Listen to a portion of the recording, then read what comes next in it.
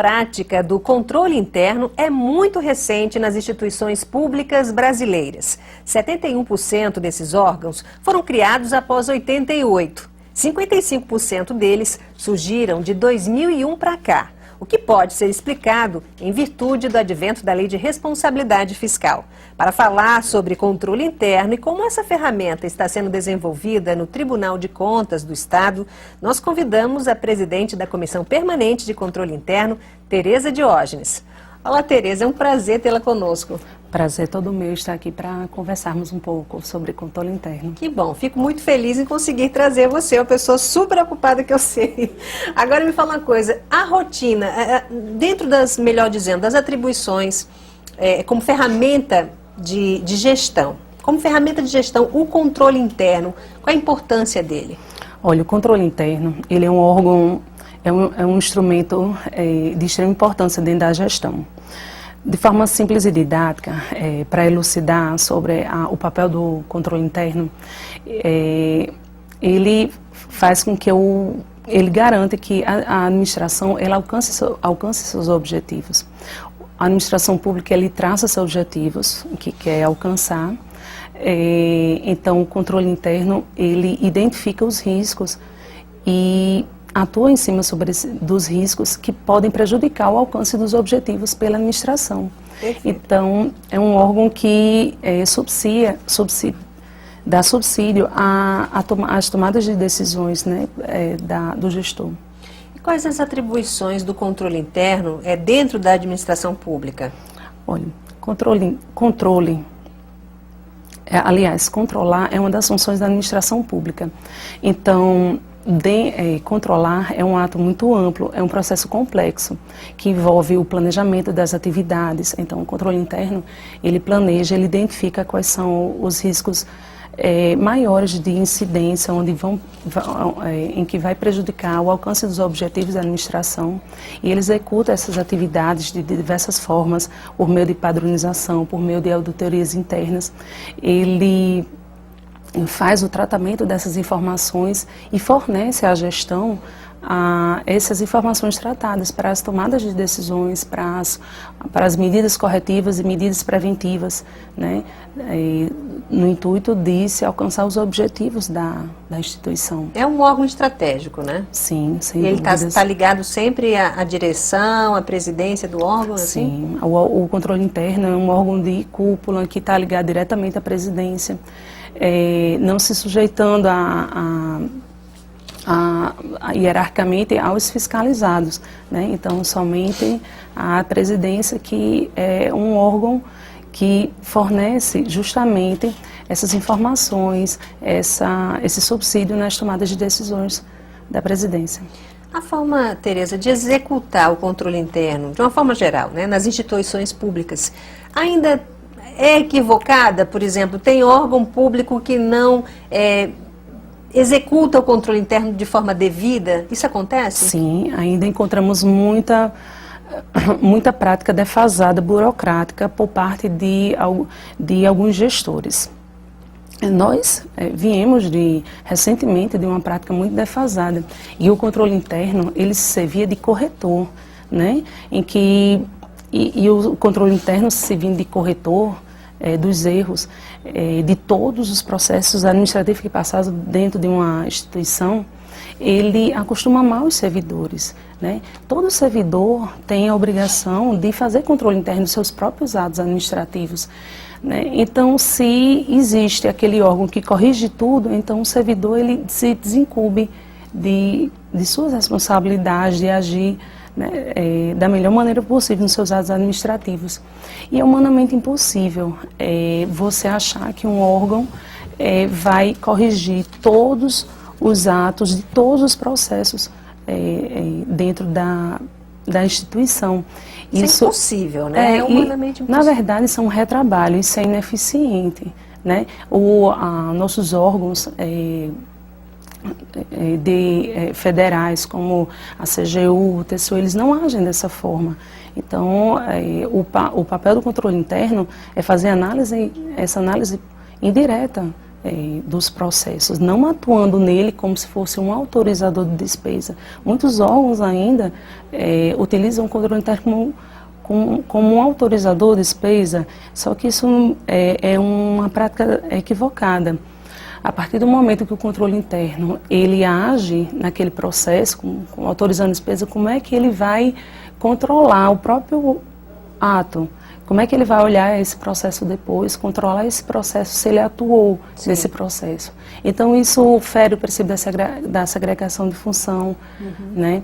Então, é muito importante que o controle interno ele haja de maneira indireta no processo. Ele planeja as suas atividades, ele verifica quais são os processos que estão necessitando de maior atuação, de maior controle, de maior padronização, e ele solicita esses processos. Você falou que a CGU, por exemplo, é um órgão que dá para vocês uma orientação sobre como, de fato, executar o controle interno, né? Por quê? Bom, porque ele a Controladoria Geral da União, ele é o controle interno, né, da União. Então, ele, com sua estrutura muito mais complexa, né, em sua atuação, ele baixa instruções normativas, ele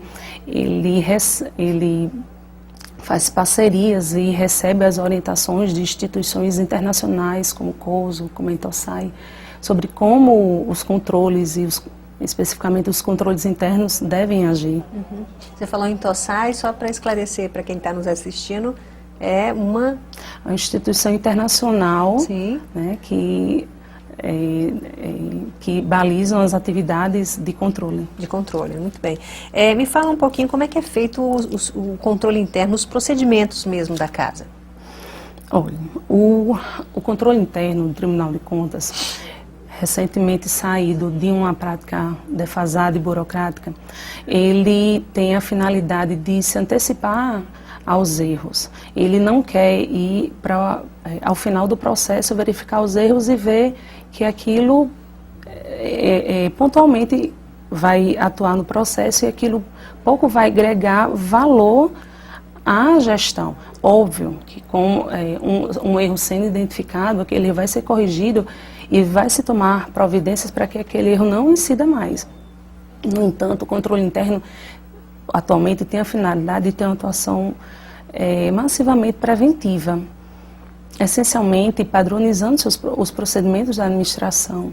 A partir do momento que você padroniza, que você manualiza, que você normativa os procedimentos antes soltos e agora numa ordem cronológica, obedecendo à legislação, você alcança maior eficiência, você realmente agrega valor à gestão de maneira permanente à instituição. Perfeito. Ou seja, é fazer da forma certa, como deve ser feita, como deve ser feita. E não uma coisa burocrática e já ultrapassada, né? E visando a economia processual, né? Hoje tão aclamada, né, em todas as esferas das instituições. É exatamente o que você falou, porque o retrabalho é justamente a falta de economia, né? E tudo que vocês querem é fazer uma coisa bem feita e com economia, né? Exatamente. Quais são os setores parceiros dentro do tribunal, né? E quais são os setores que vocês mais, digamos assim, batem uma bolinha, ou seja, são os parceiros do controle interno?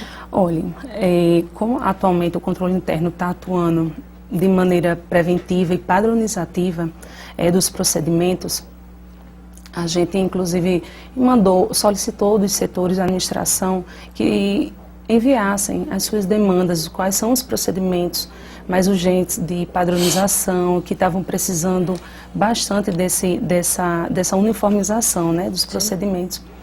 A gente notou, identificou que a maioria dos procedimentos que necessitavam dessa padronização, que eram muito soltos, vinham de requerimentos funcionais, lá da diretoria, da administração geral. Então, como hoje a nossa atuação está sobremaneira nesses procedimentos do setor pessoal, da diretoria da administração geral, de fato um grande parceiro é a DAG, cujo diretor é Ricardo Vilaça, que inclusive foi meu antecessor na Comissão de Controle Interno. Presidiu, e ele é pioneiro nessa forma de atuação. Ele combateu muito essa forma defasada, né? E agora a gente está podendo construir esse controle interno de uma maneira mais moderna, né? Mas que realmente agregue valor à gestão. Eu posso dizer também que eu recebo grande colaboração de servidores que já passaram pela comissão de controle interno. Realmente o controle interno é um assunto muito específico e só, às vezes, quem tem um olhar mais acurado é quem passou pela comissão. Por exemplo, Éder Azevedo, que hoje está na Secretaria-Geral, ele faz grandes contribuições, porque ele já passou pelo controle interno e ele sabe do papel institucional que o controle tem. Não posso deixar de dizer que uma gestão, ela é feita a várias mãos, né? Todos têm o seu êxito e seu mérito na condução das atividades. Então, afirmo que recebo colaboração de todos os servidores do TCE. Está havendo um fluxo muito grande de procura de servidores para tirar uma informação, para esclarecer uma informação, para sugerir algo, para informar algum erro, para dar sugestão de atuação. Então, a gente tem essa forte colaboração dos servidores do TCE. E não posso deixar esquecer que também tem uma colaboração da presidência do TCE, garantindo a atuação livre e independente da comissão. Isso é importantíssimo, né, Tereza? Claro. Porque às vezes a ingerência, digamos assim, dentro de um trabalho, ele vai por água abaixo, né? Todo o esforço do servidor, né? Isso. Então, posso dizer e atuo de maneira muito satisfeita, porque o controle interno tem essa independência e essa livre atuação lá no TCE. Perfeito. Então, são dois grandes parceiros, a diretoria de administração geral, a presidência também do órgão, né? E atualmente vocês estão atuando mais em que tipo de procedimento dentro da casa? O que é que vocês vêm observando com bastante cuidado? Olha, como disse, o controle interno, ao planejar suas atividades, ele tem dá prioridade aos assuntos que gerem maiores riscos, né? A administração, a incidência que gerem incidência de erros, enfim. Então, a gente identificou, por exemplo, uma necessidade muito grande da gente padronizar uns procedimentos em torno da execução contratual, procedimentos acerca do suprimento de fundos, uma atuação muito grande entre os gestores dos contratos. Então, é uma forma muito complexa de atuar, ora por meio de orientações de controle interno, ora chamando um gestor para dar uma orientação, ora por meio de inspeções de recomendações, né, para serem seguidas pelos envolvidos. E também há um foco muito grande nos procedimentos onde há um fluxo muito grande de sua tramitação, como, por exemplo, os processos advindos de requerimentos funcionais, a adicional titulação, a progressão por merecimento. Então, esses procedimentos são alvo de padronização do controle interno, porque ele tem um fluxo muito intenso. Então, e antes eles eram soltos. Ninguém sabe, às vezes o procedimento começava no setor e sempre foi feito dessa maneira, ia para outro setor. Então, a gente tem sempre em mente acabar com a cultura de sempre foi desse jeito. Não, por que esse processo vai para aquele lugar? Porque sempre foi assim, não. Tem que ter um motivo, se é em decorrência da exigência legal, em razão do princípio da proporcionalidade. Então, às vezes eu imagino até que o caminho está correto, e muitas vezes não está correto. E aí vocês vão lá corrigir, digamos assim, esse fluxograma do processo, é isso? Para cada estudo que a gente faz de um procedimento, a gente gera uma orientação de controle interno. Ao final, a gente faz um fluxograma desse procedimento. Na verdade, isso agrega um valor imenso à gestão, né? Às vezes um servidor novo chega à casa e não sabe como os procedimentos são tramitados, e você encontrando aqueles procedimentos padronizados, de uma economia processual, de uma economia de recursos públicos que a gente não tem nem como mensurar, mas realmente é uma grande agregação de valor à gestão. Com certeza. Eu sei também que o controle interno do Tribunal de Contas, apesar de estar sendo desenvolvido agora, ele foi uma sementinha que foi plantada e está crescendo, mas ele também já é referência para os municípios, ou seja, o tribunal como órgão de controle, né, dissemina informação e ele já é também referência para o Estado. É isso? Vocês sentem isso também na prática? Estamos sentindo, Andréa. Eu fico muito satisfeita em receber, nós lá na comissão recebemos constantemente ligações, e-mails ou demandas advindas da ouvidoria dos jurisdicionados, ou de algum órgão do Estado, ou dos municípios, ou de outros órgãos que ligam querendo saber como é que nós estamos atuando, né? Como é que estamos procedendo em termos de controle interno. O ano passado recebemos uma visita do controle interno do Tribunal de Contas da Paraíba. Foi um momento de muita felicidade, porque além da troca de experiência que a gente realmente precisa, né, trocar experiências com outros controles internos, já que é um assunto recente, então um conceito muito aberto, a gente precisa entrar em sintonia sobre a prática do controle interno.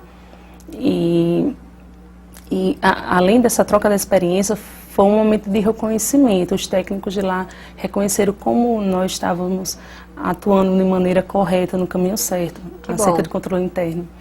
E não só não somos procurados, nós procuramos muito também.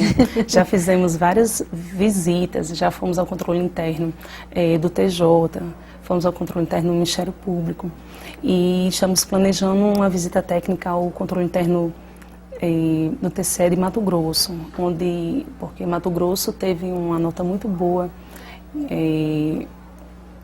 no item, no quesito controle interno, no marco de medição de desempenho. Então lá é uma referência e nós queremos trazer as melhores práticas, né, para que a gente seja cada vez mais um modelo de referência acerca de controle interno e sempre objetivando os objetivos da instituição, fazer com que a instituição alcance seus objetivos da melhor maneira possível, dentro da legalidade e dentro de todos os princípios da administração pública.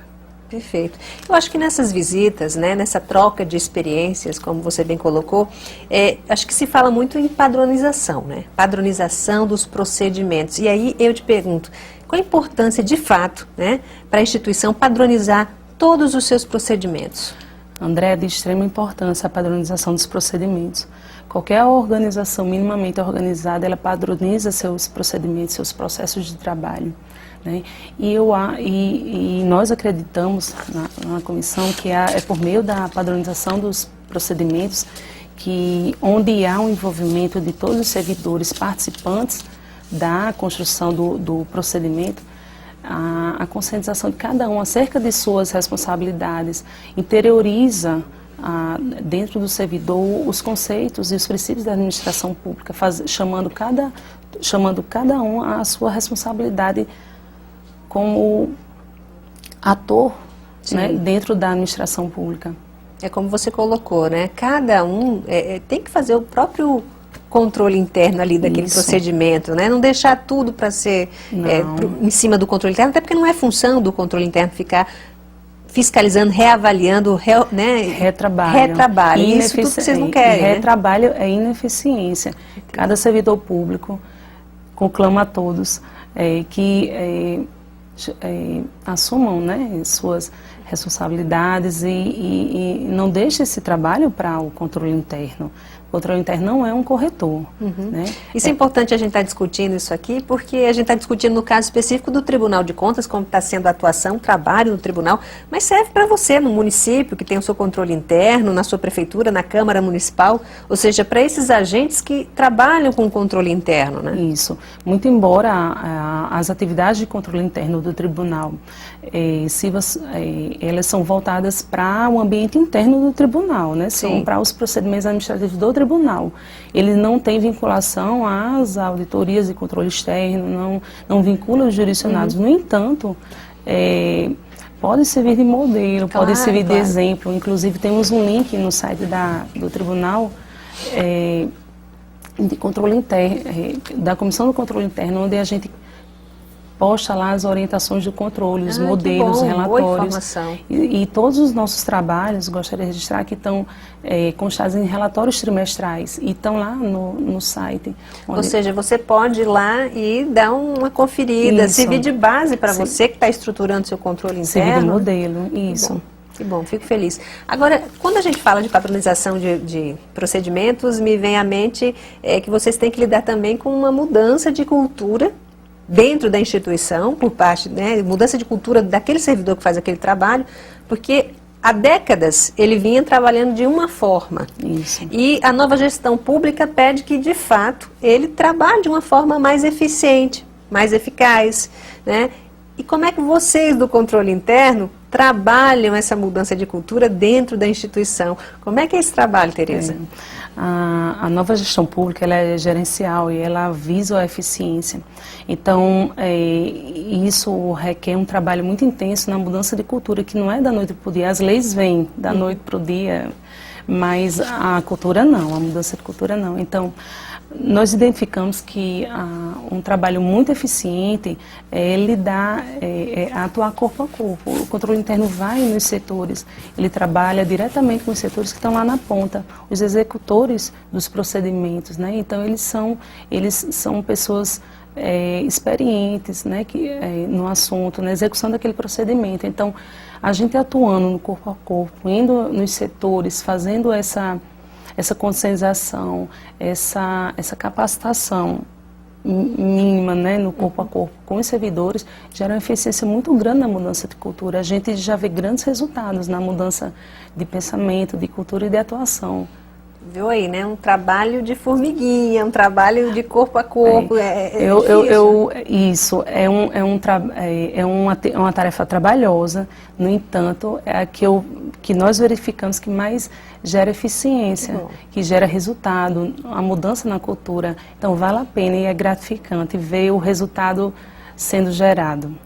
Além dessa transição, né, dessa mudança de cultura que deve haver ainda dentro das instituições, quais são os grandes desafios do controle interno? Olhe, o controle interno é um órgão dentro de uma administração pública e eu acredito que, como toda administração pública, o grande desafio é trabalhar sempre com a capacidade técnica dos servidores, né? Sua capacitação, sua atualização, sua reciclagem. Então, dizem que a gente tem que saber um pouquinho de muito. O controle interno geralmente tem que saber muito de muito. Então, é muito importante, um dos maiores desafios, enquanto o controle interno está sempre se capacitando, sempre se atualizando, né, para executar suas atividades e servir de modelo, servir de órgão estratégico e de órgão que auxilia nas tomadas das decisões. Perfeito.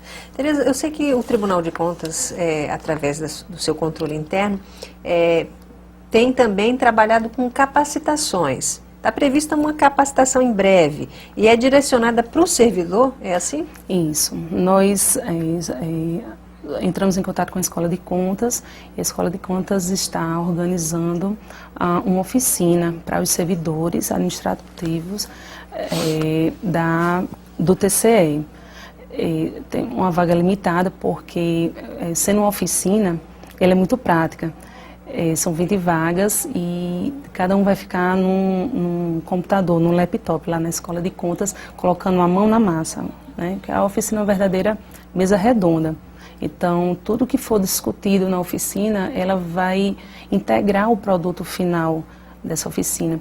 E a oficina, na verdade, não vai ser dada só por mim. Vão ser eu e o diretor da Administração Geral, Ricardo Vilaça, porque esses procedimentos que vão ser colocados em teste nas oficinas, eles são do setor de pessoal da DAG, né? Então, essa oficina objetiva, com esses procedimentos já padronizados por meio das orientações de controle interno, colocar gerar um piloto para a implantação, para a virtualização dos processos administrativos, para que eles virem processos administrativos virtuais. Ou seja, seria um próximo passo, né? Uma evolução do trabalho de vocês. Isso. Agora, vocês optaram pela capacitação assim, em formato de oficina, justamente para ter a participação do servidor, ou seja, para ele de fato ir lá e contribuir? Isso. A gente costuma falar muito no controle interno que nosso trabalho é de baixo para cima. A gente vai lá na ponta, vai lá no servidor que está executando essa atividade, que é uma pessoa experiente, é uma pessoa que tem mais domínio acerca do procedimento, e ele está sendo chamado para contribuir efetivamente no produto gerado pela oficina que a gente vai conduzir. Ou seja, é uma participação democrática nesse caso, né? Totalmente. É claro que sempre não é só as sugestões, a sugestão ela tem grande peso e essa participação, mas sempre a gente elabora os procedimentos em obediência às normas, né? Às leis que regem a matéria. Perfeito. Qual é a mensagem, Tereza, então, que você deixa para os servidores do Tribunal de Contas, né? Ou para quem está trabalhando, atuando com controle interno também no nosso estado? Enfim, fique à vontade. Olha, eu quero chamar todos os servidores do TCE para que participem mais desse sistema de controle interno. O controle interno do Tribunal está de portas abertas para receber sugestões, receber críticas, receber qualquer tipo de contribuições que o servidor tenha a dar. Então, e aos jurisdicionados, estamos também de portas abertas, temos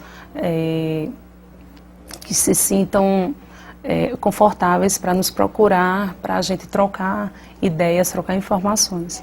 Obrigada, Tereza, pela sua entrevista. Eu adorei. Eu espero que vocês também tenham gostado e até o próximo programa. Até lá!